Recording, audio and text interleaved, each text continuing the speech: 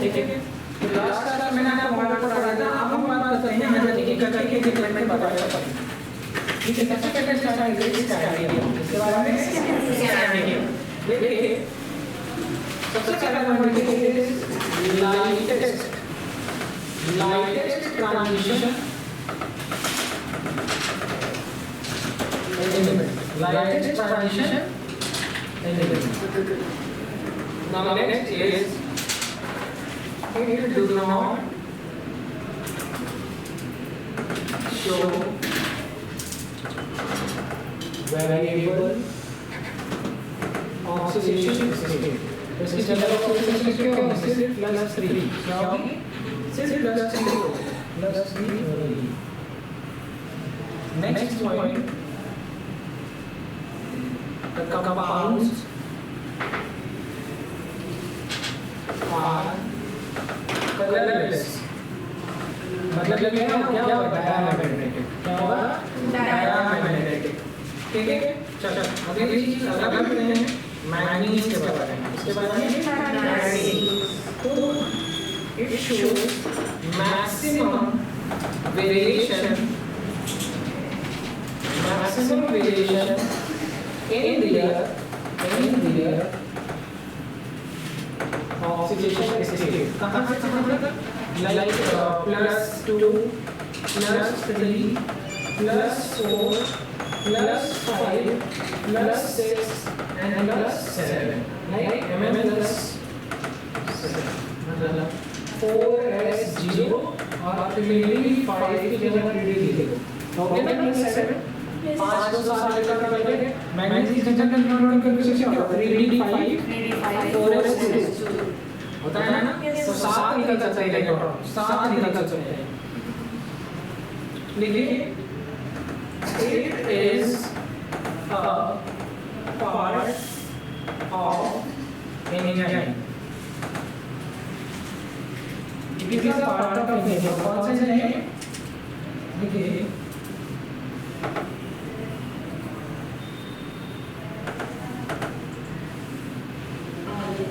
helps in urea formation, in liver. Liver में कौन सी cycle होती है? ऑर्निथिन, क्रेब हैंसलेट साइकिल कहते हैं।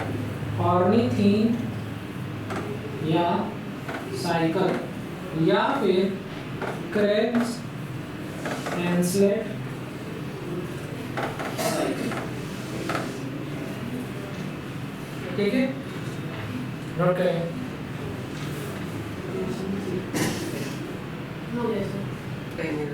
हाँ, helping urea formation in liver, Krebs Henseleit cycle लिखो आयरन, इसके बारे में लिखो आयरन, लिखो it is a part of haemoglobin, it is a part of haemoglobin. तो हीमोग्लोबिन में आयरन पता है किस ऑक्सीडेशन स्टेट में प्रेजेंट होता है? Fe+2 में। किस ऑक्सीडेशन में? Fe+2। It is most abundant, it is most abundant transition element in earth crust.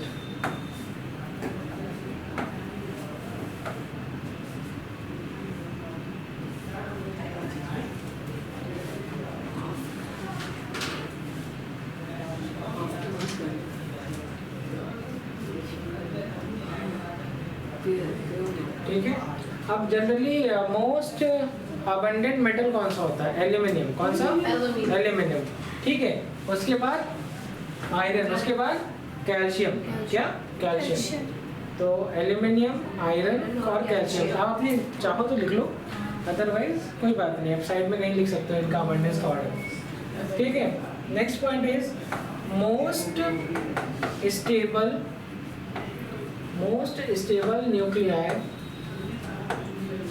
stable nuclei among all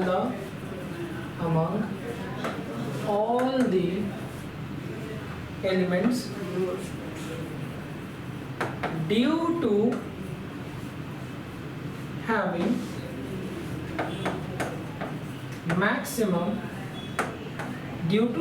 maximum value of specific binding energy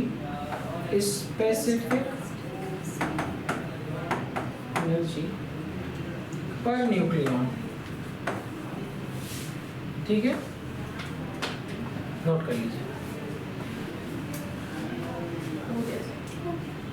ठीक है, जिसका भी नहीं नोट हुआ जल्दी नोट। ठीक है, हो गया, जल्दी नोट करो।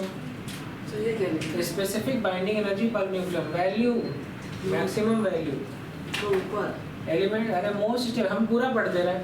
Most stable nuclear among all the element due to having maximum value of cobalt.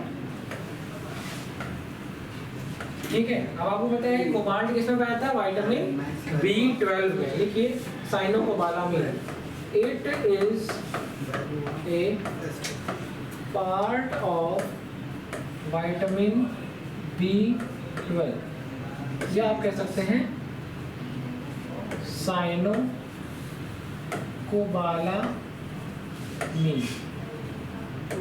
साइनोकोबालामीन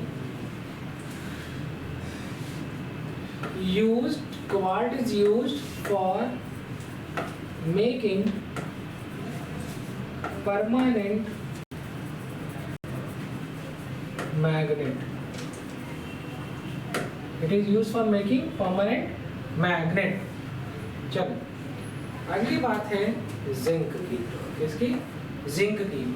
तो आपको पता है जिंक प्रेजेंट होता है इंसुलिन में। Insulin, zinc is a part of insulin. Carbonic anhydrase,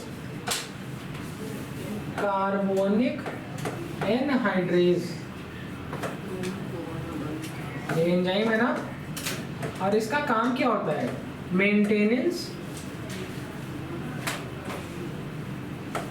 of pH of blood. मतलब ये करता क्या है? कार्बोनिक एनहाइड्रेज H2CO3 को तोड़ता है H2O और CO2 में, और इसी का यही होता है, रिवर्सिबल रिएक्शन है। सर इंसुलिन क्या वर्क करता है? इंसुलिन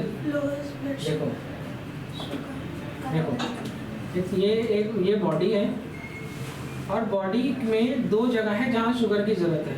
मतलब बॉडी में ब्लड में, कहाँ पर? ब्लड वेसल के अंदर या ब्लड के अंदर। अब जो फूड हम डाइजेस्ट करते हैं, क्या जो हम फूड डाइजेस्ट करते हैं वो एब्जॉर्ब होता है किसमें? ब्लड में। किसमें होता है? ब्लड में।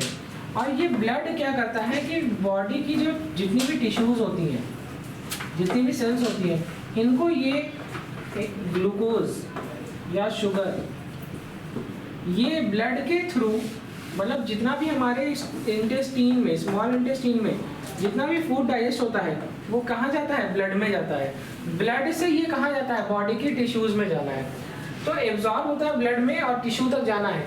टिश्यू इसका यूज करती है। क्या करती है? यूज करती है और एनर्जी की सिंथेसिस करती है।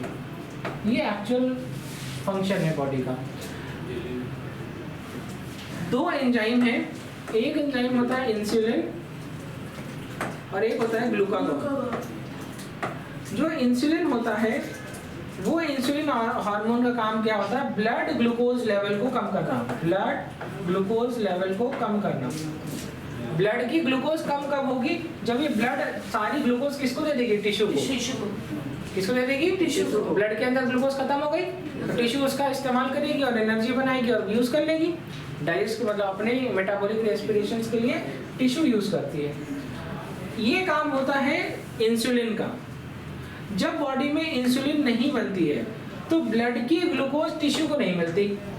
ब्लड में तो ग्लूकोज आ रही है, खाना डाइजेस्ट भी हो रहा है। इंसुलिन का काम खाने को डाइजेस्ट करना नहीं होता। एंडोक्राइन हार्मोन है। एक्सोक्राइन हार्मोन डाइजेशन में पार्टिसिपेट करते हैं, ये एंडोक्राइन हार्मोन है। ये बॉडी की में क्या करता है? ये किसका काम क्या है? ये ब्लड को, ब्लड के अंदर जो ग्लूकोज है, शुगर है, उसको टिश्यू तक देने का ऑर्डर देती है और टिश्यू उसको क्या करेगी? मेटाबोलाइज करेगी और एनर्जी की सिंथेसिस करेगी। ये ब्लड के अंदर ग्लूकोज का जो लेवल है ये कम करना इसका काम है इंसुलिन का। जब इंसुलिन नहीं होगी तो ब्लड में खूब सारी ग्लूकोज भरी होगी, लेकिन टिश्यू को नहीं मिल रही है। टिश्यू भूखी है, मतलब आदमी के शरीर में एनर्जी रहेगी कि नहीं रहेगी? नहीं रहेगी। क्यों? अरे एनर्जी तो टिश्यू के अंदर बन रही थी, जब उसको खाना ही नहीं मिलेगा तो एनर्जी कहाँ से मिलेगी? तो इंसान खाता खूब है लेकिन हमेशा उसको भूख लगी रहती है। आप देखिए भी होंगे जिनको डायबिटीज होती है वो बहुत खाने को मांगते हैं, हाँ बहुत खाते हैं, लेकिन उनके शरीर में लगता कुछ नहीं है, लेकिन उनकी बॉडी में इन्फेक्शन बहुत तेजी से होता है। रीजन क्या है? ब्लड में भरमार ग्लूकोज है। तो आप बॉडी के आसपास कभी भी कहीं चोट लग गई, आप कहीं टकरा गए, आपको चोट लग गई, उस चोट में जो ब्लड बाहर कांटेक्ट में आया उस ब्लड में बहुत सारा शुगर है और बैक्टीरिया, वायरस, फंगस। आपके घर में ब्रेड पड़ी होती है तो कैसी हो जाती है? फंगस लग जाती है। तो आपके ब्लड में ग्लूकोज है, जो कार्बोहाइड्रेट आपको ब्रेड में मिल रही थी वही कार्बोहाइड्रेट आपके ब्लड में है, तो फंगस लगेगा कि नहीं? लगेगा। बैक्टीरिया लगेगा कि नहीं लगेगा? तुरंत बैक्टीरियल फंगल इन्फेक्शंस हो जाते हैं। तो आपने ब्लैक फुट सुना होगा, डायबिटीज के लोगों को हो जाता है, बहुत सारे उनकी चोट ठीक नहीं होती है, बार बार इन्फेक्शन हो जा रहा है। क्यों हो जा रहा है? क्योंकि उनके ब्लड में बहुत ज़्यादा क्या है? शुगर है, और बैक्टीरिया वायरस वहाँ पे आ रहे हैं किस नियत से? शुगर को खाने के लिए, और वो अपनी ग्रोथ करेंगे और इन्फेक्शन हो जाएगा। बात समझ में आ गई? इंसुलिन ब्लड में ग्लूकोज को खत्म करेगा, तो ब्लड अगर कहीं वियर एंड टियर हुआ, ब्लड कांटेक्ट में आया एनवायरनमेंट के, तो उसमें शुगर ही नहीं है तो बैक्टीरिया क्या खाएगा? ये बहुत कम शुगर है तो इन्फेक्शन बहुत कम। बात समझ में आ गई? चलो पढ़ो, क्या पढ़ा रहे थे, क्या पढ़ने लगे? बाय। ठीक है, चलो कोई बात नहीं। अगला एंजाइम है कार्बोक्सी पेप्टाइडेज। क्या है? Carboxy peptidase. ये इसका काम क्या होता है? Protein digestion. क्या काम होता है? प्रोटीन का डाइजेशन कराना, प्रोटीन का डाइजेशन कराना। ठीक है, चलिए यहाँ तक समझ में आ गया? Yes sir. आगे बढ़े, नोट कर लीजिए फिर आगे बढ़े। चलिए कुछ क्वेश्चंस है, क्वेश्चन डिस्कस करेंगे, टॉपिक पढ़ेंगे। कुछ क्वेश्चंस डिस्कस कर लेते हैं। जैसे क्वेश्चन आया, अब आप लोगों को मैग्नेटिक मोमेंट मैंने पढ़ाया था कि जितने अनपेयर्ड इलेक्ट्रॉन है, नंबर ऑफ अनपेयर्ड इलेक्ट्रॉन पढ़ाया था ना, लाइक 1 2 3 4 5, इससे ज़्यादा हो सकता है क्या? नहीं, मैक्सिमम 5 ही डी सबशेल होती है जिसमें। और यहाँ पर क्या हो गया? Magnetic moment. क्या हो गया? मैग्नेटिक मैंने पढ़ाया था, आज मैं जस्ट आपको दिखा दे रहा हूँ। तो अगर 1 है तो मैग्नेटिक मोमेंट आ रहा था 1.73 के आसपास, याद आया? यस। 2.79 के आसपास, 3 है तो 3.8, 4 है तो 4.87, 5 है तो 5.9। ठीक है, चलिए अब मेरी बात समझिए। एक क्वेश्चन है, the question is find out the species having maximum value of magnetic moment. ठीक है, option number 1 is blue vitriol, option number 2 is green vitriol, option number 3 is white vitriol, and option number 4 is all, equal in all. Blue vitriol मतलब CuSO4.5H2O, water crystallization। यहाँ पे क्या होता है? Green vitriol is FeSO4.7H2O and white vitriol is ZnSO4.7H2O। ठीक है, solve करेंगे आप लोग। चलो मैं आपको ऐसे ही सिखा दे रहा हूँ। ये तो वाटर ऑफ क्रिस्टलाइजेशन है। आप यहाँ पर देखें कॉपर के ऊपर जो ऑक्सीडेशन स्टेट होगी, आयरन के ऊपर जो ऑक्सीडेशन होगी और जिंक के ऊपर जो ऑक्सीडेशन स्टेट होगी वही मैग्नेटिक मोमेंट बताएगा, राइट। तो यहाँ पर S2 जब आप इसको तोड़ोगे तो ये 2 निगेटिव चार्ज तो इसके ऊपर 2 पॉजिटिव चार्ज, इसके ऊपर अगर 2 निगेटिव तो इसके ऊपर 2 पॉजिटिव और जिंक के ऊपर भी +2। इसका मतलब हम बात कर रहे हैं Cu+2 की, Fe+2 की और Zn+2 की। जब आप लिखते हो Zn+2 तो इसका मतलब ये 3d10 हो गया ना, और ये हो गया 3d6 4s0। आप समझ पा रहे हो कि नहीं? Yes. जिसने कल की कोऑर्डिनेशन पढ़ी होगी वो समझ जा रहा होगा। Yes. अरे आयरन का 26 एटॉमिक नंबर होता है ना, तो Yes. 3d6 4s2 होता है। तो 2 इलेक्ट्रॉन निकालना है तो पहले कहाँ से निकालोगे?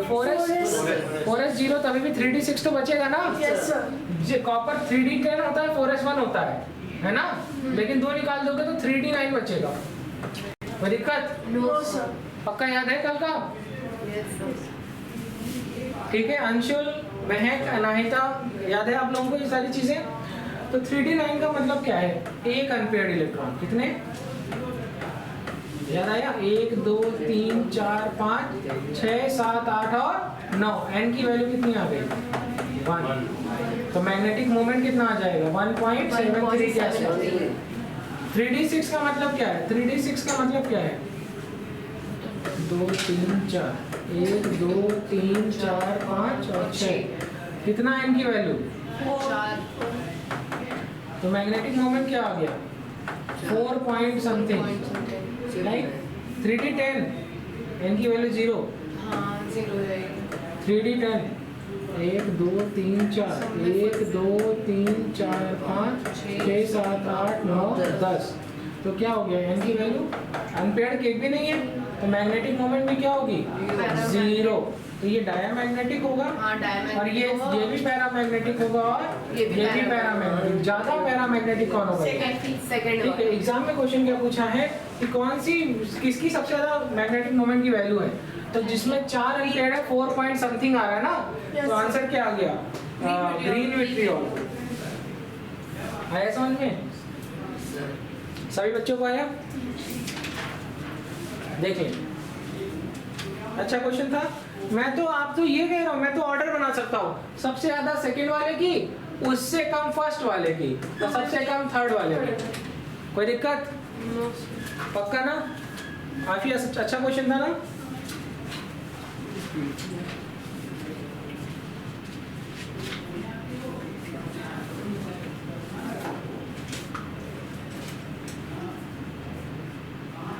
एक क्वेश्चन दे, मैग्नेटिक मोमेंट में भी क्वेश्चन है, नोट करें, नोट करें।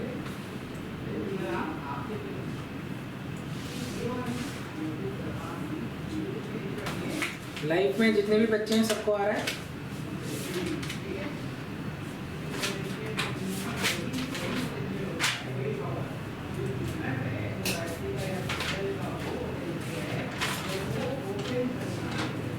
चल,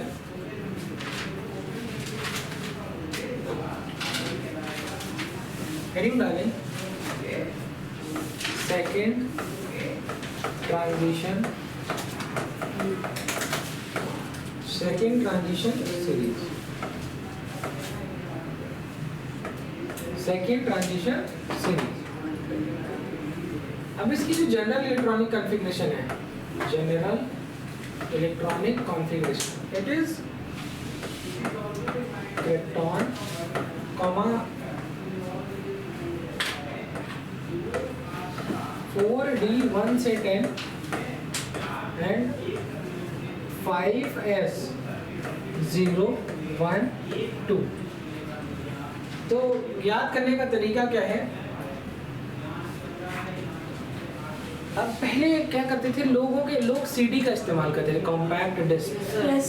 तो लोग अपनी यादों को संजो के रखने के लिए सीडी में अपनी यादें संजोते थे। आप कहीं मूवी गए, कहीं घूमने गए, फोटोएं खिंचाई, वीडियो बनाया, तो किस में रख लेते थे? सीडी में। तो अब देखो, कभी कभी क्या होता है कि आप लोगों ने आज का टाइम देखा होगा, आप लोगों ने जब वी मेट मूवी देखी है? हाँ। उसमें वो क्या करती है, रात लास्ट में गीत जो है अपने एक्स बॉयफ्रेंड को बुलाने के लिए क्या करती है? उसकी फोटो जलाती है। हाँ, और जब तक फोटो नहीं जलाई रहती, जब तक उसके बाद फोटो रहती, उसको देख देख के वो रोती थी। तो मोहब्बत थी भाई, और मोहब्बत में आदमी रो रहा था। तो मोहब्बत में रो रहा था तो उसको जो है हीरो ने, आयुष्मान ने, अंशुमन ने, अंशुमन मेरी बेस्ट फेवरेट मूवी है भाई। हाँ सर शाहिद कपूर है वो हाँ हीरो। सही है। अंशुमन तो विलन था, उसका एक्स बॉयफ्रेंड था सर। वो आप पता नहीं क्या कर रहे हैं। तो हीरो का नाम क्या था? शाहिद कपूर। अरे हीरो का नाम आदित्य कश्यप। आदित्य, ठीक है। अंशुमन मेरे एक दोस्त का भी नाम था तो मुझे याद आया। अंशुमन वो भी मेरी आशिकी की का विलन था। ठीक है, चलो फाइन, मजाक था। तो क्या हुआ कि ये जरूरी नहीं कि मोहब्बत तेरी रुलाती रहे, ठीक है। तो पहले ये सीडी क्या, अरे आप लोग समझ नहीं पाए, मैंने कुछ पढ़ा दिया। हाँ मैं समझ गई। एक्चुअली ये ही बात थी कि जब तक हीरोइन के पास उसकी फोटो थी तब तक वो रो रही थी। इसी तरीके से यहाँ पर जो है इसके पास सीडी में याद है, कॉम्पैक्ट डिस्क में, तो डिस्क तोड़ दीजिए। तो इसी को लिखिए, ये जरूरी नहीं कि मोहब्बत तेरी रुलाती रहे, मतलब येट्रियम, जर्कोनियम, नियोबियम, मोलिब्डेनम। हाँ, कोई ऐसा नहीं था आशिकी नहीं पढ़ा रहे। हाँ, ये रुबिडियम, अरे वाह, ये देखो चक्कर आ रहा है। देखिए ये जरूरी नहीं अरे वाह सही कि मोहब्बत ये हटा दे, नहीं तो तुम लोग यहाँ पोटेशियम उछेड़ दोगे। हाँ, ये जरूरी नहीं कि मोहब्बत तेरी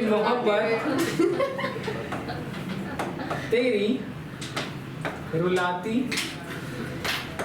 नहीं, सबको एक बार में याद रहे। ठीक है।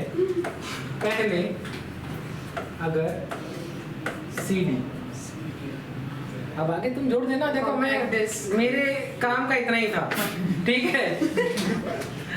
ठीक है, तो क्या हो गया, ये जरूरी नहीं कि मोहब्बत तेरी रुलाती रहे, पहले अगर सीडी। तो yttrium, zirconium, niobium, molybdenum, technetium, rubidium, rhodium, palladium, silver और कैडमियम नोट कर लें।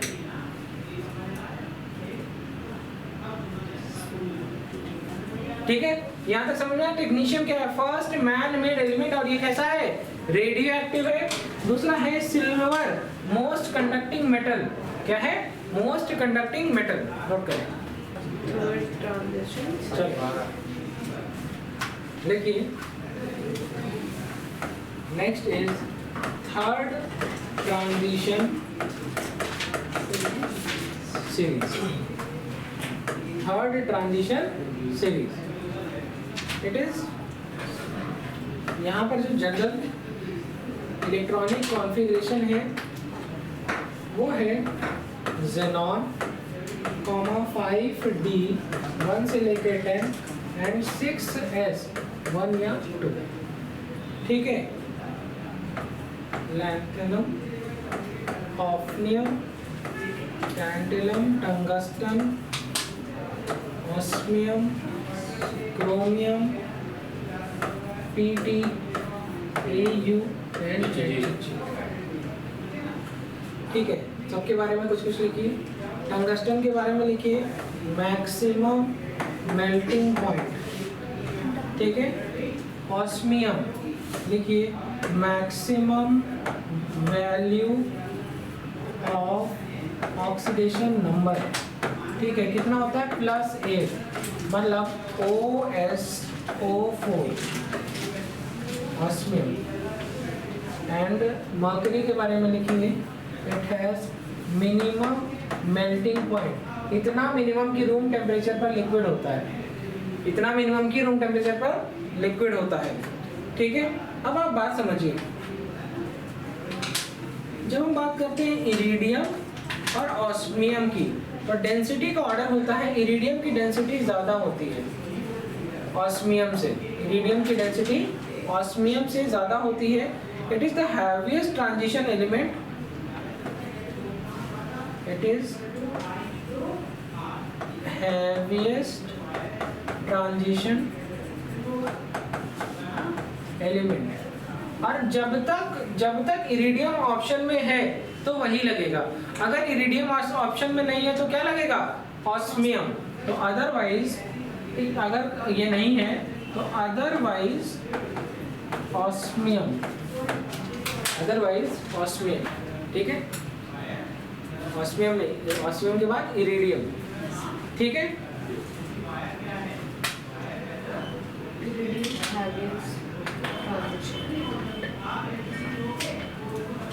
ठीक है।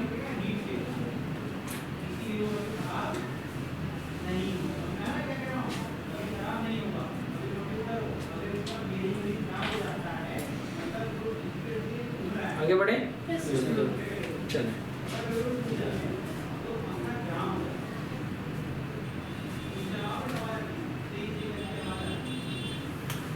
तो कैसे याद करेंगे?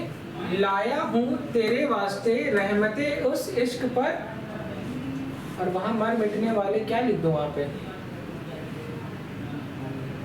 उस इश्क पर, उसके आगे क्या बना है? एयू और एसजे, पिटने। उस इश्क पर पिटने वाले, नहीं सर, पिटने आया हूँ। हाँ, उस इश्क पर पिटने आया हूँ। पिटने आया। उस इस पर पीटने या और हाथ हाँ, पिटने और पिटने आया हूँ, हाँ जी। हाँ, लिख सकते हैं लाइक लाया हूँ तेरे वास्ते। हाँ, आशिकी बहुत अच्छे से आती है आप लोगों पे। रहमते मुझे तो याद नहीं होता, मुझे अपनी बनानी पड़ती है। उस इश्क पर पिटने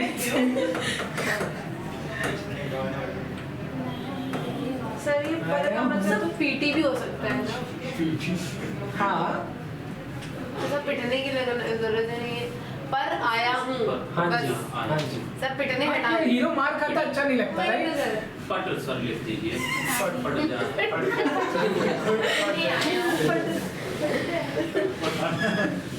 सर आया हूँ तो एयू तो आया हो गया और हूँ हो गया एचडी। यार थोड़ा सा अश्लील हो जाएगा। अश्लील नहीं सर, हाँ? पिटना is far better than Patna, right? Use करना पड़ेगा।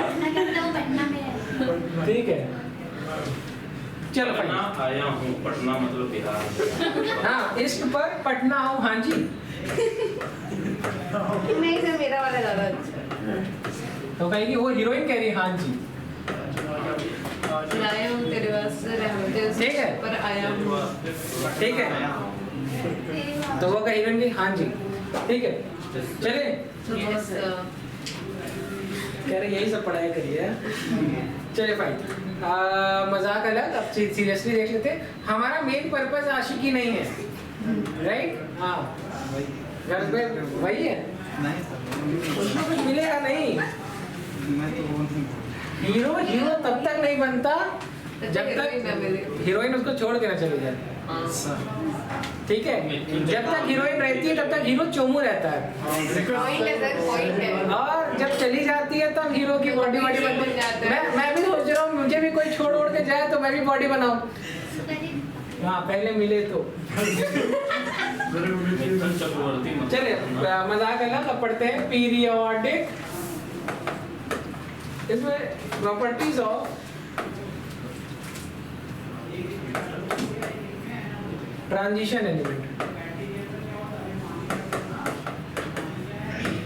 उसमें कहता है, आपने वो देखी है, क्या नाम है, एक था टाइगर, तो उसमें कटरीना कैफ क्या कहती है? तुम्हारी उम्र अब शादी वाली हो गई है। हाँ, अभी तक बेचारे सलमान की शादी नहीं हो पाई, लेकिन कटरीना की हो गई। हाँ था विक्की कौशल से। विक्की कौशल की तो किस्मत ही अलग थी।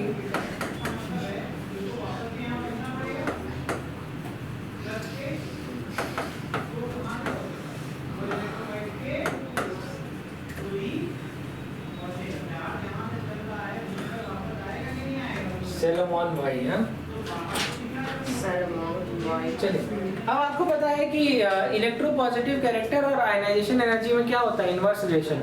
जितनी कम आयोनाइजेशन एनर्जी होगी उतना एलिमेंट क्या होगा, इलेक्ट्रोपॉजिटिव। मतलब जितनी कम एनर्जी पे वो बिक जाए, मतलब अपना इलेक्ट्रॉन दे दे। आयोनाइज होने का मतलब क्या है कि कोई न्यूट्रल गैसियस एटम है और उसको आपने थोड़ी सी एनर्जी दी, वो क्या हो जाए, इलेक्ट्रॉन को रिलीज करा दे, उसी को कहते हैं आयोनाइजेशन एनर्जी। तो यू नो वेरी वेल कि उतना अच्छा इलेक्ट्रोपॉजिटिव या उतना अच्छा मेटल वही होगा जो जितनी आसानी से electron they they.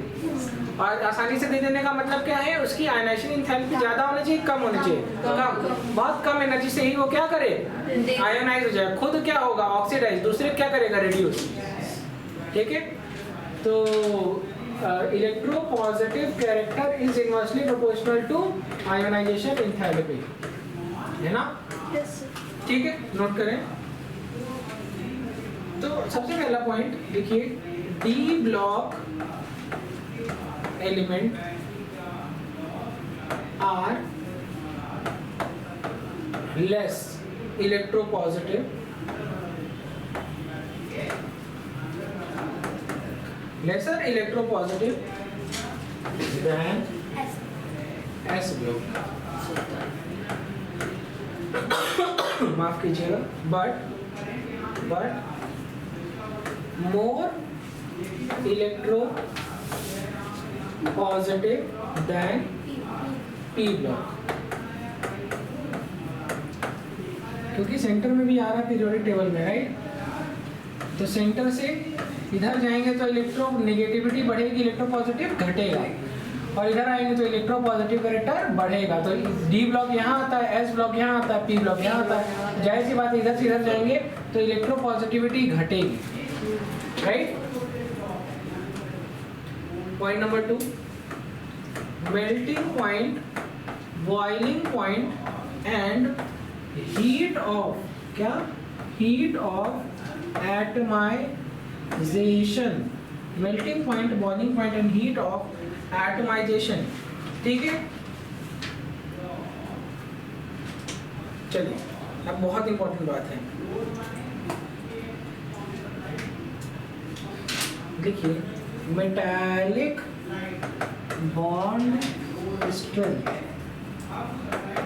metallic bond strength is directly proportional to number of unpaired valence electron,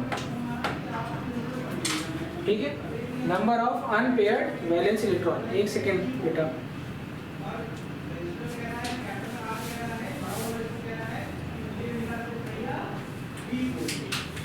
ठीक है, कुछ पूछना है किसी बच्चे को?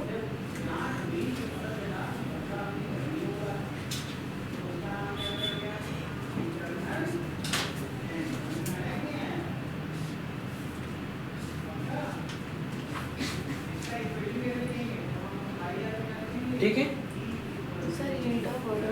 अब चलते हैं, पढ़ते हैं मेल्टिंग पॉइंट, बॉइलिंग पॉइंट और 20 लिखा हुआ है साइड में।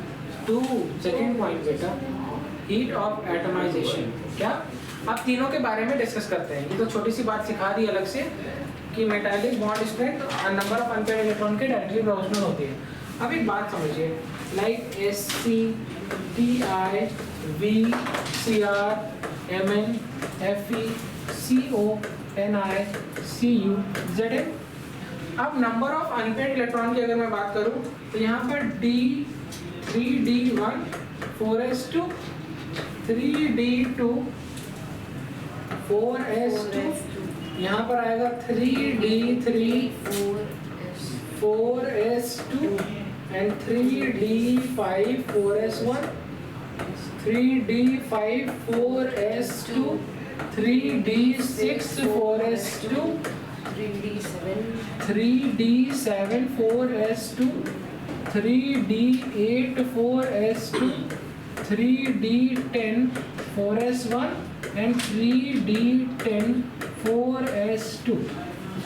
दिक्कत नहीं है?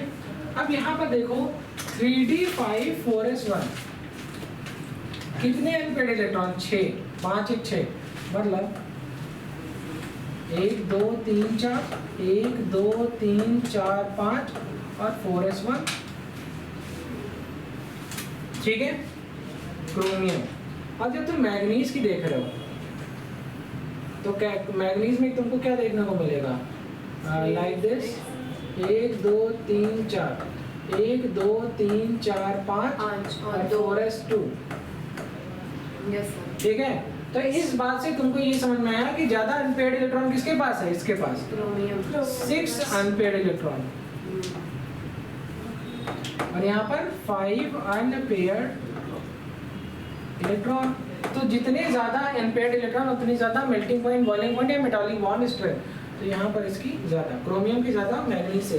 एग्जाम में अक्सर लगता है कि मैग्नीज में 3d5 है और क्रोमियम में 3d5 है, तो मैग्नीज की ज्यादा होनी चाहिए या 3d4 लगता है, जबकि ऐसा है नहीं। ठीक है, तो एग्जाम में ये गलती होती है। अब आपने पीछे लिखवाया वही। अगर तुम आयरन से कंपेयर करोगे, आयरन से, तो आयरन की कितनी है? तो कहेंगे 3d6 है, 3d6 तो नंबर ऑफ अनपेयर्ड इलेक्ट्रॉन 4 आएगा। आप जानते हो कि नहीं? Yes sir. 2 3 4 तो मैग्नीज की 1 2 3 4 5 और ये 6, तो कितने आ गए? n की वैल्यू कितनी आ गई? 4। ये 4s2 कितनी आ गई? 4। तो ठीक है, चलिए अब सबकी नंबर ऑफ अनपेयर्ड इलेक्ट्रॉन लिखूं। Yes sir. स्कैंडियम का कितना हो जाएगा? कहेंगे 1, टाइटेनियम कहेंगे 2, वेनेडियम का 3, क्रोमियम का 6, मैग्नीज का 5, आयरन का 4, कोबाल्ट का 3, कोबाल्ट का आ गया आपका 3, निकेल का आ गया 2, आयरन कॉपर का आ गया। जनरली कितना होता है? अरे 3d10 4s1 है ना, 4s1 है, एक नहीं है क्या? एक। और इसका क्या हो गया? 0।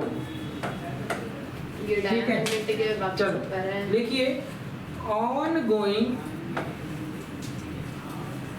From left to right in a series, melting point and boiling point increases up to, melting point and boiling point increases up to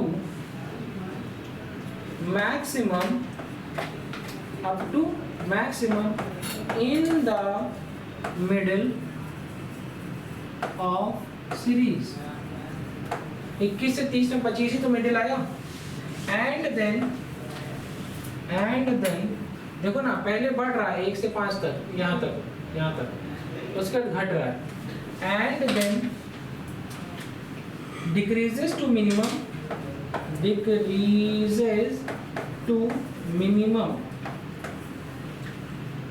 ठीक है,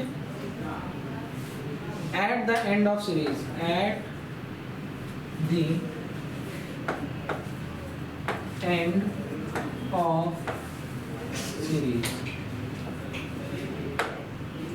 done।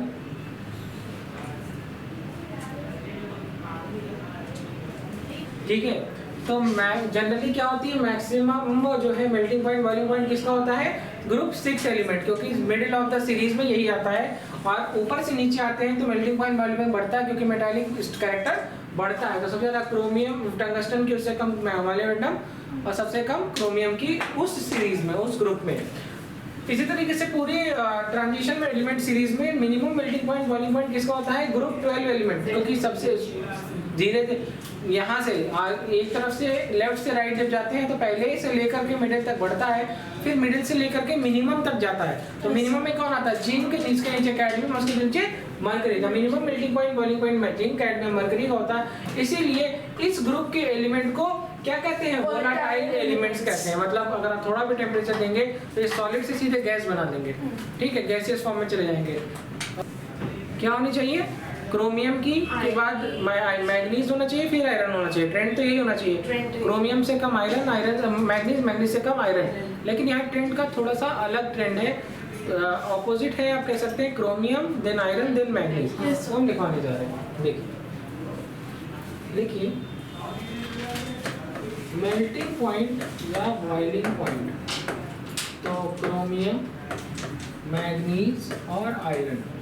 ट्रेंड तो ये होना चाहिए, लेकिन होता कुछ और है। लिखिए the melting point of iron is greater than manganese. This is reverse of trend. This is reverse of trend. It is due to type of, very important है, unit cell and their packing efficiency and their packing efficiency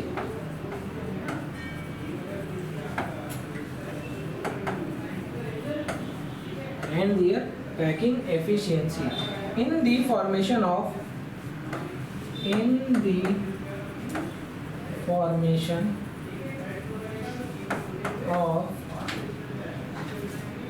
metallic crystals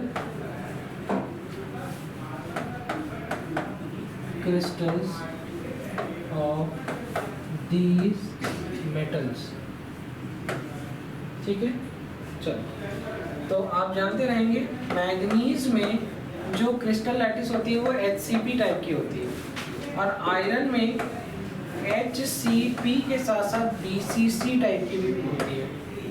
ठीक है, body centre cubic unit से आप लोगों ने पढ़ा होगा, solid state का भी पढ़ा होगा। ठीक है, हो गया।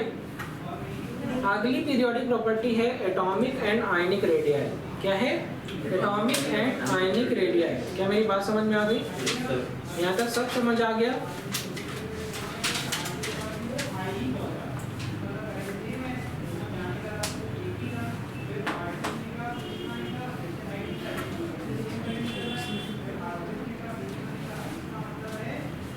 ठीक है, एक मिनट सर।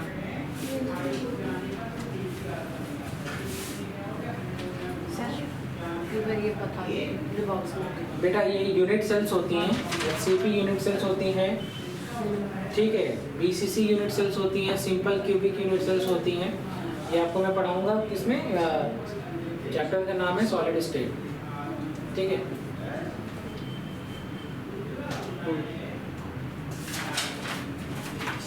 ठीक है,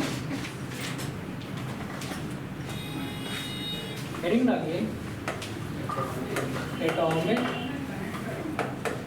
एंड आयोनिक रेडियाई।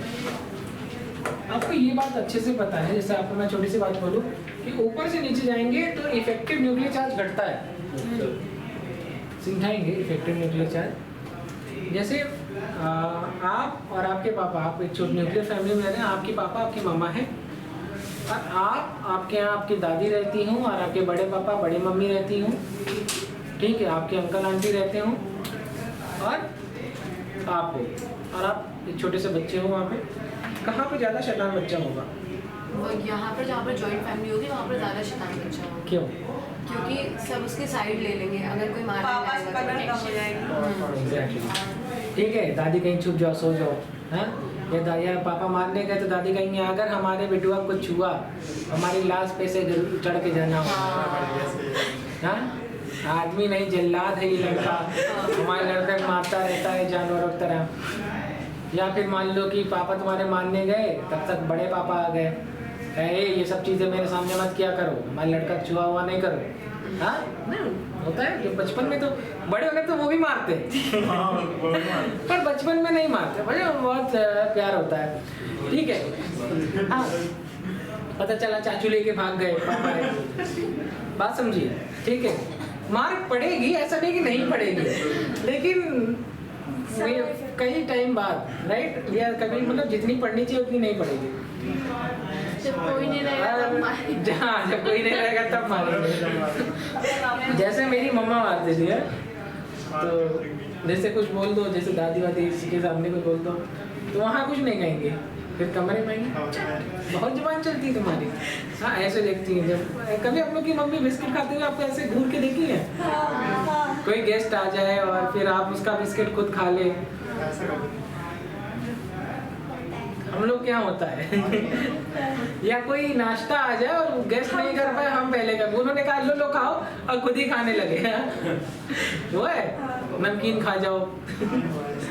बेटा हम लोग मिडिल क्लास वाले, तुम गर्मी की छुट्टी बॉम्बे में मनाने जाते हो। नील नितिन मुकेश। हाँ आप गर्मी की छुट्टी मुंबई मनाने जाते हैं और हम लोग आधी गर्मी यही डिसाइड नहीं होता नानी क्या जाना है कि नहीं जाना। हाँ?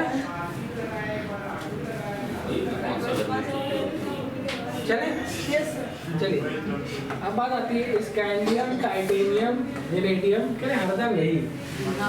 तो बेटा क्या करोगे? क्रोमियम, मैग्नीज, इसके बाद आयरन, कोबाल्ट, निकेल, कॉपर और जिंक। ठीक है हाँ ये बहुत अच्छे से आता है।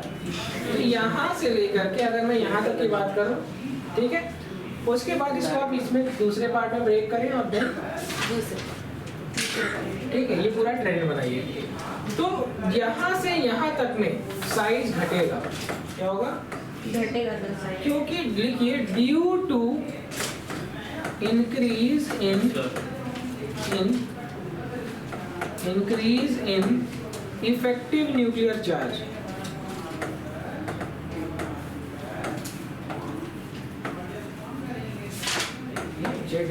आपको वैसे ही पता है नॉर्मल ट्रेंड क्या होता है, लेफ्ट से जाए राइट जाएंगे तो एटम का साइज घटता है। क्यों? क्योंकि एटॉमिक नंबर बढ़ता है लेकिन नंबर ऑफ शेल तो उतनी ही रहती है। किसी भी पीरियड में शेल बढ़ती है क्या? नहीं। जैसे यहाँ 3D1 है तो 3D2, 3D3, 3D4, maximum 4s2 ही तो था हर जगह। इससे तो हुआ क्या? नहीं। तो क्या होता है? नंबर ऑफ शेल बढ़ती है? नहीं रहती, कांस्टेंट रहती है। मतलब पोटेशियम में भी 4s1 है, कैल्शियम में 4s2 है। याद आ रहा है? कैल्शियम का एटॉमिक नंबर 20 है, 4s2। उसके बाद स्कैंडियम का 21 है तो 3D1, शेल नंबर नहीं बढ़ रहा है। ठीक है तो यहाँ पर क्या है? लेकिन एटॉमिक नंबर बढ़ रहा है तो नंबर ऑफ प्रोटॉन बढ़ रहा है। नंबर ऑफ प्रोटॉन जब तक बढ़ेगा, क्या बढ़ेगा? नंबर ऑफ प्रोटॉन अगर बढ़ेगा तो इफेक्टिव न्यूक्लियर चार्ज क्या होगा? बढ़ेगा। अरे घटेगा कैसे? ठीक है थ्रू आउट अ पीरियड। ठीक है अब ग्रुप में एटॉमिक नंबर तो बढ़ता ही बढ़ता है लेकिन नंबर ऑफ शेल भी बढ़ जाती है। ठीक है यहाँ से लेकर के यहाँ तक ऐसा। ठीक है आयरन कोबाल्ट का जो साइज है वो कांस्टेंट होता है। क्या होता है? कांस्टेंट। मतलब जो कम ही हो रहा है, लेकिन आप ऐसे लिखोगे लाइक SCTIVCRMN Fe और इज इक्वल टू CO। दोनों का साइन क्या है? सेम है। फिर उसके बाद ट्रेंड उल्टा है। फिर इसके बाद क्या आएगा पता है? Nickel, then copper, then zinc. इसके बाद क्या है? साइज बढ़ता है। क्या आता है? साइज बढ़ता है। अच्छा यहाँ पर साइज कांस्टेंट क्यों है? Due to increase. अच्छा एक बात बताओ, साइज इसका और इसका कांस्टेंट कैसे हो सकता है? क्योंकि आयरन में ज्यादा इफेक्टिव न्यूक्लियर चार्ज लग जाए तो वो ज्यादा तेजी से घट गया और कोबाल्ट के बराबर आ गया। नहीं समझ में आया? कोबाल्ट का तो कुछ कम होगा। जैसे मान लो 2.5 है इसका, मान लो इसका 2.5 है और इसका 2.7 है, इसका 2.6 होना चाहिए था। लेकिन यहाँ पर इफेक्टिव न्यूक्लियर चार्ज थोड़ा ज़्यादा लग जाए, उसके रीज़न भी बताऊंगा, जिसकी वजह से ये 2.6 की जगह 2.5 हो जाए। ये आयरन वाला एटॉमिक साइज ज़्यादा घटा है in comparison to cobalt. Cobalt तो घट रहा है लेकिन आयरन का इतना घट गया कि वो कोबाल्ट के बराबर आ गया। राइट देखिए in due to increase effective nuclear charge and is, अब ये देखो effective nuclear charge is countered bye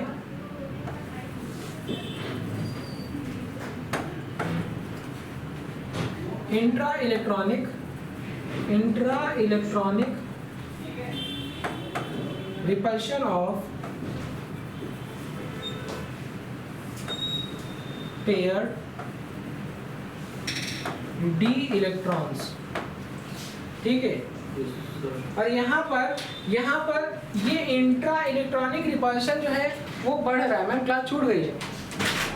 ठीक है इंट्रा इलेक्ट्रॉनिक रिपल्शन अब और ज्यादा बढ़ रहा है। मतलब एक बार बताओ, दो इलेक्ट्रॉन आपस को एक दूसरे को रिपेल कर रहे हैं तो एटम का साइज बढ़ेगा घटेगा? बढ़ेगा। तो यहाँ पर कोबाल्ट के रेफरेंस में बात हो रही है कि कोबाल्ट का जो इफेक्टिव न्यूक्लियर चार्ज है उसको बैलेंस कर दिया इंट्रा इलेक्ट्रॉनिक रिपल्शन। मतलब साइज तो कम हो रहा था लेकिन इलेक्ट्रॉन और इलेक्ट्रॉन के रिपल्सन की वजह से साइज क्या हो गया? बढ़ गया। तो जितना वो कम हुआ था उतना थोड़ा बढ़ गया। तो ये 2.7 है तो ये घटने की बजाय 2.7 हो गया। मतलब 2.5 होना चाहिए था लेकिन ये इंट्रा इलेक्ट्रॉनिक रिपल्सन की वजह से 2.7 हो गया। बढ़ के किसके बराबर हो गया? आयरन के। कोबाल्ट का एटॉमिक साइज बढ़ के किसके बराबर हो गया? आयरन के। तो कांस्टेंट नहीं हो गया क्या? निकेल, कॉपर और जिंक में इंट्रा इलेक्ट्रॉनिक रिपल्शन क्या होगा? ज्यादा हो जाएगा, इंक्रीज। तो लिखिए मतलब काउंटर के से भी ज्यादा।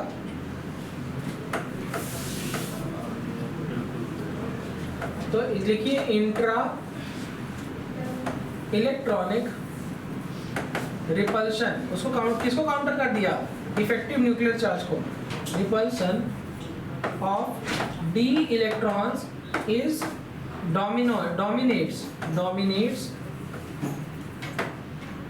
over effective nuclear charge। बात समझ में आ गई? मैम क्लास छूट गई है, आप बच्चों को ले जा सकती हैं। So this is all about today and thank you for the class. Next class में इसी के आगे का पार्ट डिस्कस करेंगे। मतलब ये तो थ्रू आउट द पीरियड मैंने पढ़ाया, अब मैं नेक्स्ट क्लास में पढ़ाऊंगा थ्रू आउट द ग्रुप क्या एटॉमिक रेडियाई होगी। ठीक है, आप लोग ब्रेक पे जा सकते हैं। ठीक है, थैंक यू।